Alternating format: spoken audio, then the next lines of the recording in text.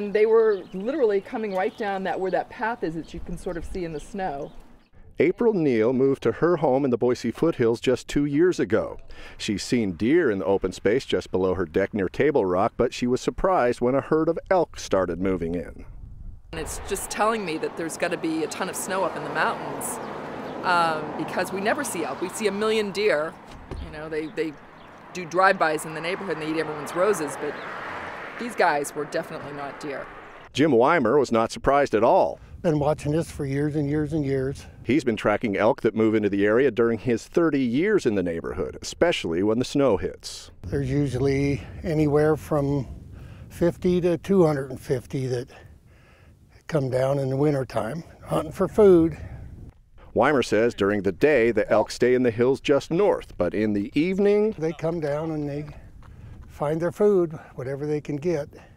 Fish and Game Deer and Elk Coordinator Daryl Mines says this is part of the elk's traditional winter range, and people who now live where the elk have roamed for years should keep some things in mind. One of the biggest things we encourage people to do is to enjoy wildlife from a distance. Use your binoculars and spotting scope. This time of year, don't make them run or walk because they're just burning energy that they don't need to. But people aren't the only ones who can stress the elk. Pets, especially dogs, can stress the animals and put their own well-being at risk. Neal's observations make such a scenario seem likely. I have a clear shot of this hill. Nobody has their dog on a leash, like ever. One more thing. If you live in the area and landscape with a plant called Japanese yew, you should cover it completely. The ornamental shrub is highly toxic, and every year animals who eat it end up dead.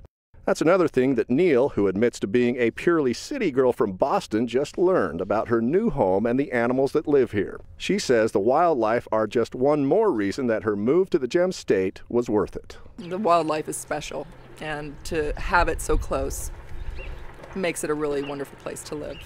Steve Liebenthal, 6 on Your Side.